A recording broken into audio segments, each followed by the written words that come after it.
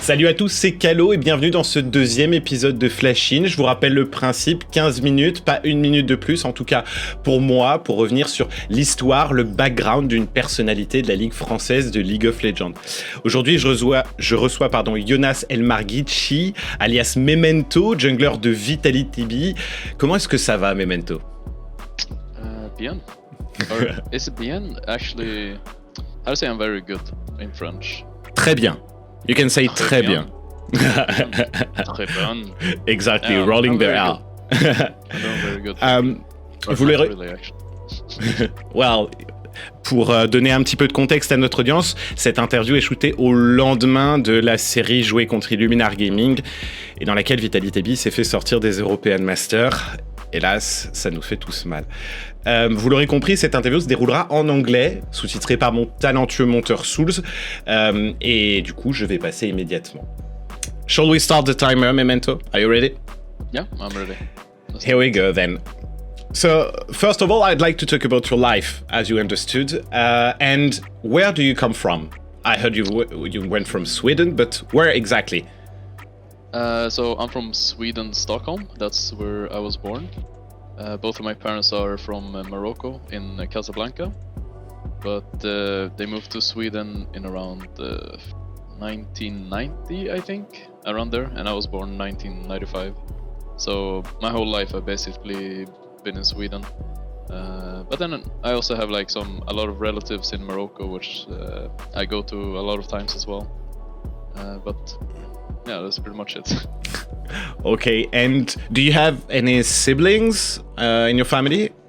I have two siblings, one older brother and one younger brother. My older brother is 1 year older than me, so he's 26. He's gonna be 27 soon. And my younger brother is actually as young as, or 1 year younger than my mid laner, Diplex. So that's kind of weird, actually. Yeah, so it's 16 and Diplex is 17. Okay, and what's your relationship like? Do you play video games together or League of Legends maybe? I think both of my brothers didn't play League in the beginning, but when I became pro, they started like picking it up a bit to understand a bit what I'm doing. They both started playing. My little brother, I always tell him to not play League because I think it's like kind of a stressful game to play, even if you're playing it for fun, you know. But my little brother has always been like really into games. He used to play a lot of like Left 4 Dead. When he was like 2 years old, he played Left 4 Dead. It's like super weird, you know. I think I got him into it, you know. But nowadays, sometimes I play Minecraft with my little brother, and my big brother plays like Earth or something on League. But I think my little brother is like more of a gamer, kind of like me. But my bigger brother is more of like a FIFA, you know, like playing FIFA and just playing football. He's like more athletic. I'm like kind of the lazy guy who just plays video games. Welcome in my world. I can understand that. And maybe you remember the first video game you ever played?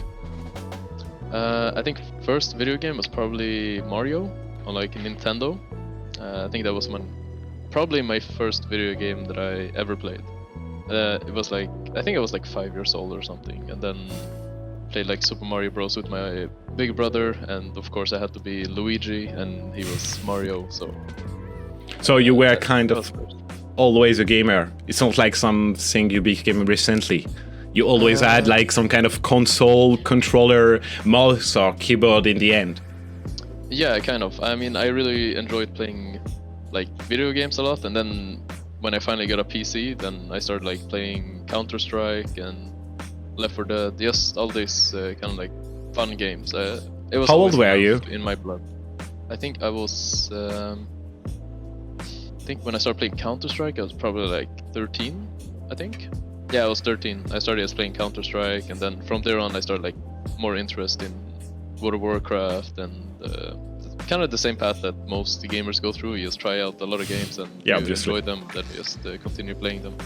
And I think I started playing League in season 1, so it was like 10 years ago. When it first came out, I was like trying out this new game because my friends played it, and I was pretty trash at it.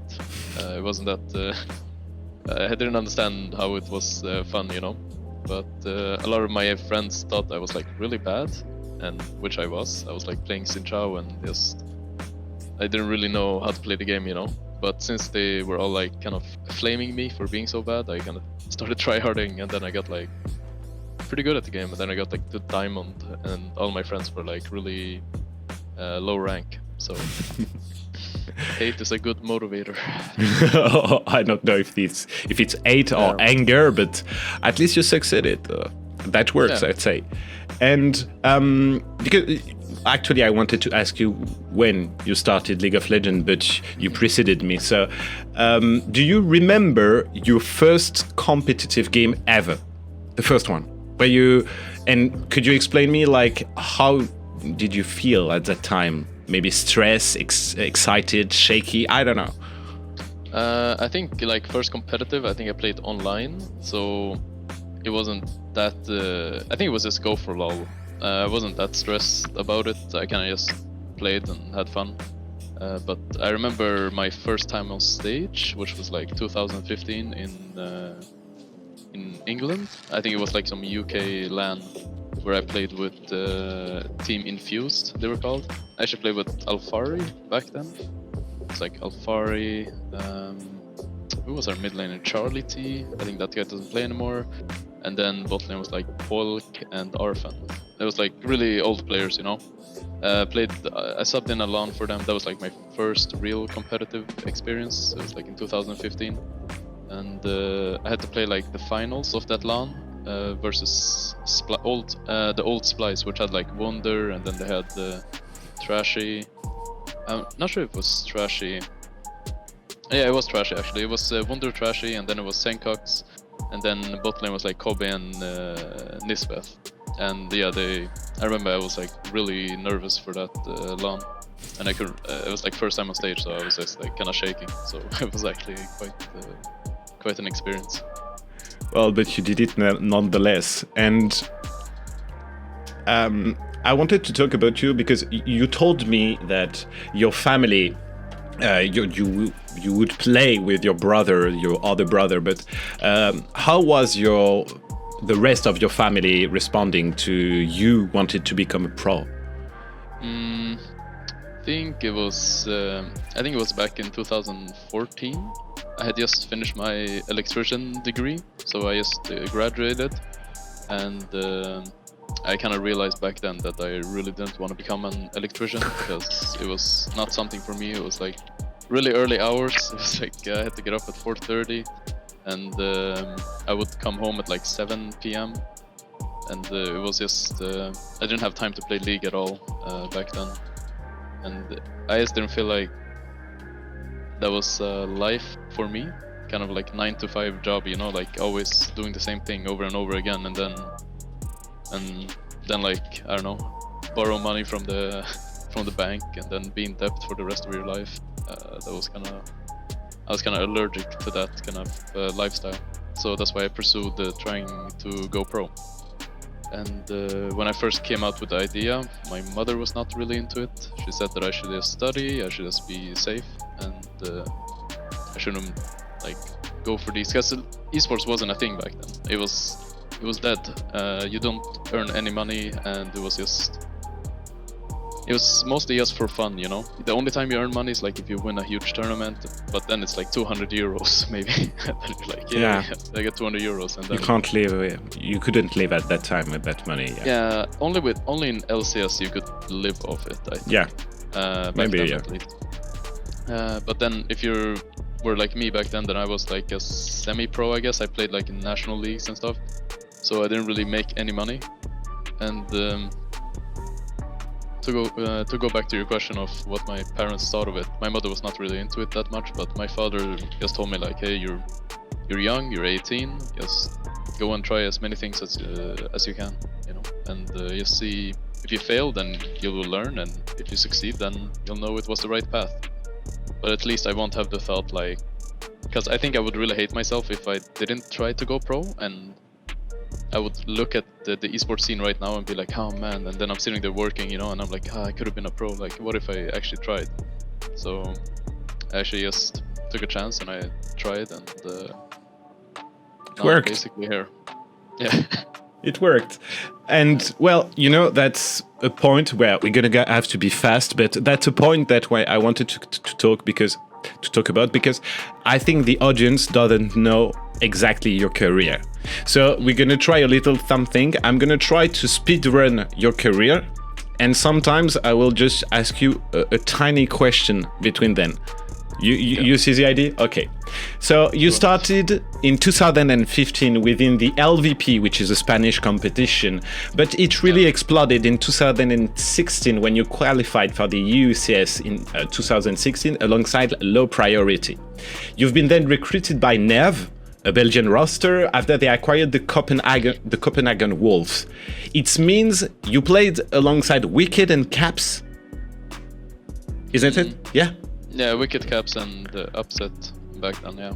Well, so already you had, you already had, quite an experience, playing with players that are considered nowadays, the best in Europe, isn't it? That is true, but they weren't the best in Europe back then. They were still, really young and rookies, you know? For sure. Were good, but they weren't, as amazing as they are now, obviously. So... But back then, I didn't really think about it, right? There was just two kids that I'm playing with, Caps, and I think Upset was 16 back then, and Caps as well. And I think I was 20. Yeah, so obviously, there was two kids. yeah, obviously. You know?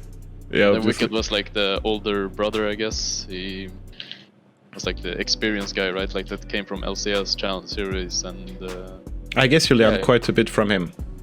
Yeah, I did actually. He was the one who told me, because I always told him that I really want to make LCS, and I asked him how do I make LCS, you know, what do I need to do? And he told me you need to start beating LCS player in solo queue, because solo queue was actually important back then.